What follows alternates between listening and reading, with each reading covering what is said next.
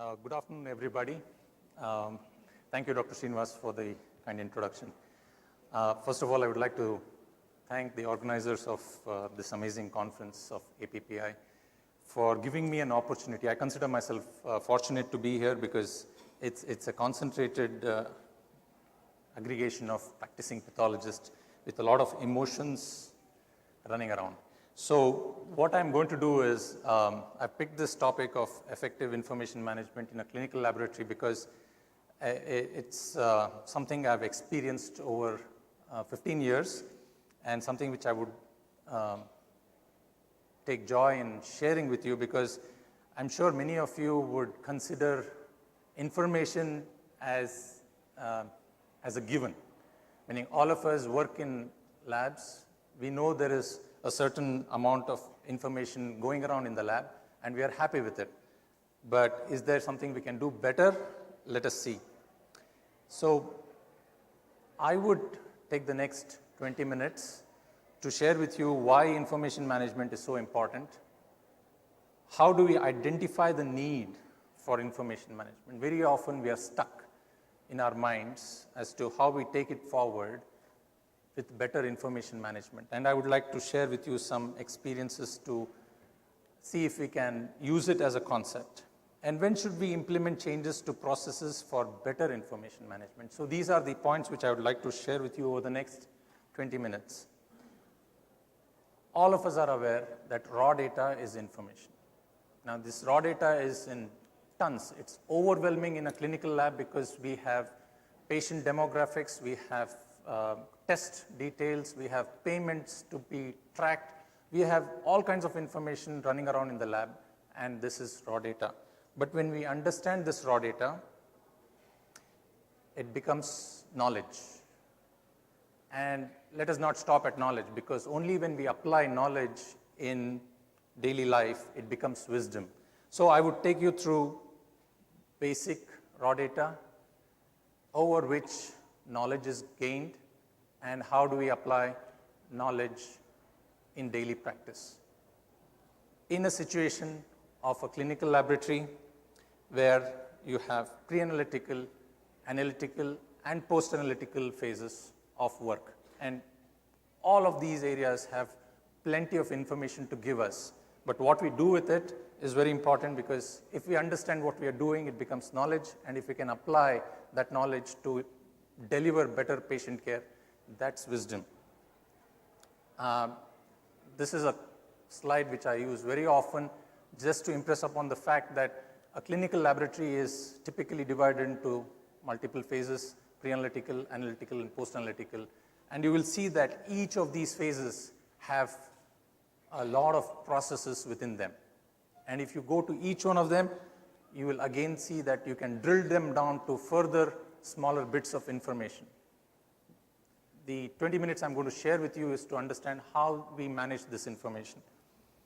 So if you look at the laboratory and the three phases, it constitutes the work.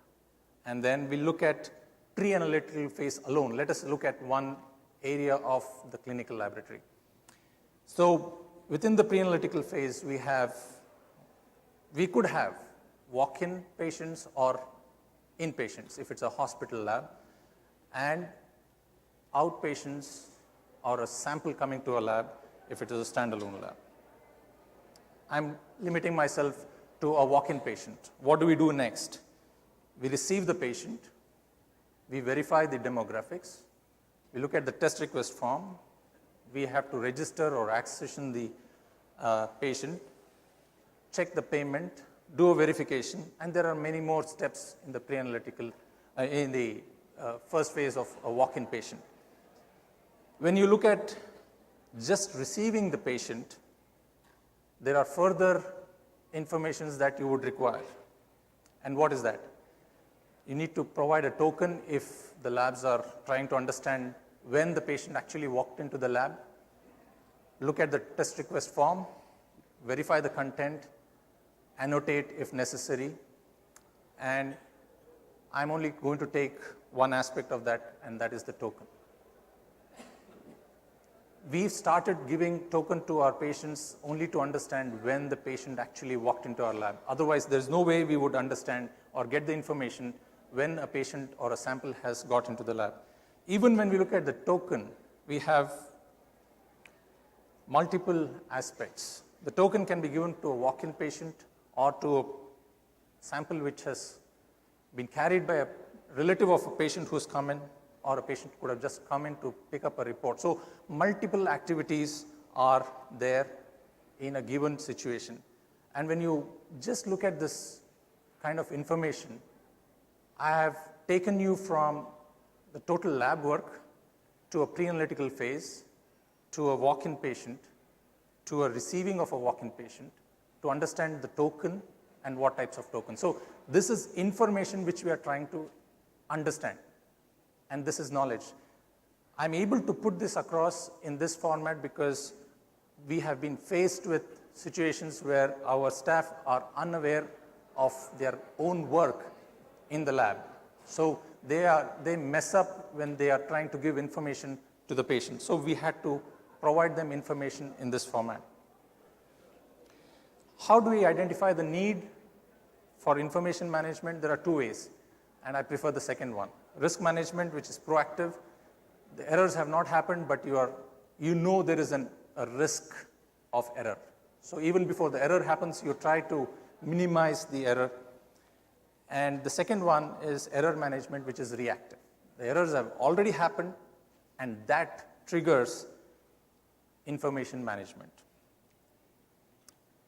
I stress upon errors because it has an inverse relationship to quality and patient experience. If errors increase, patient experience goes down or quality goes down. On the other hand, if errors decrease, the quality improves and the patient experience gets better and better. So the focus is on errors. We have to identify errors, record them, analyze them, find the root cause, and eliminate them.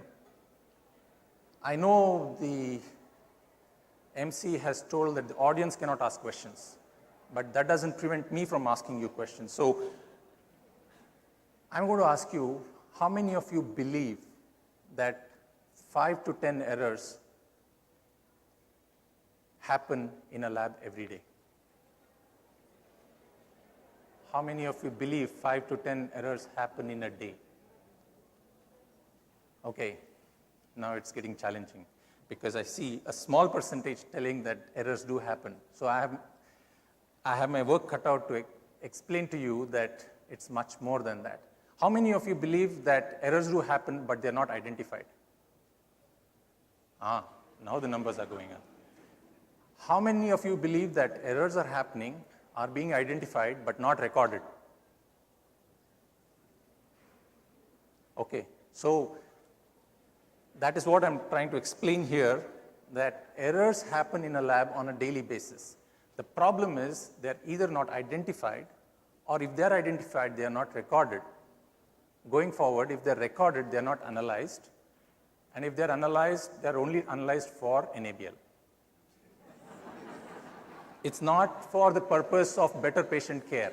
So if analysis happens, it has to be for finding the root cause. And if you have found the root cause, 90% of the work is done, but you still have to do 10%. So this slide gives a brief snapshot of that activity. So I've just put in that triangle because,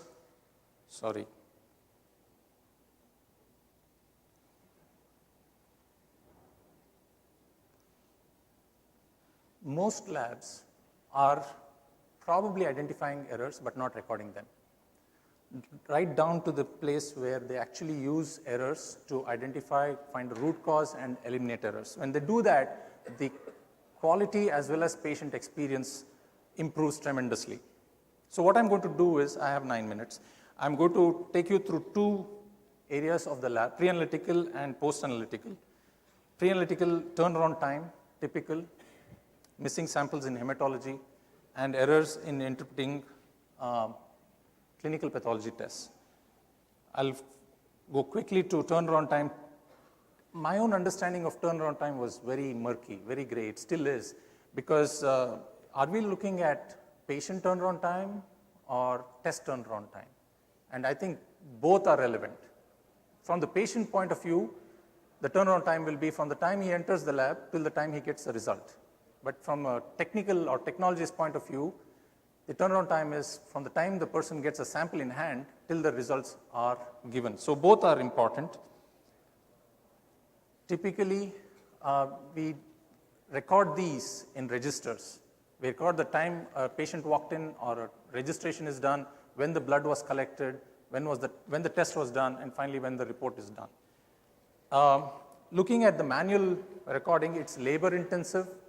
It's very difficult to analyze because you have to collate data all over again. It's a lot of rework. So registers don't help if you truly have to go to the full extent of eliminating errors in your lab.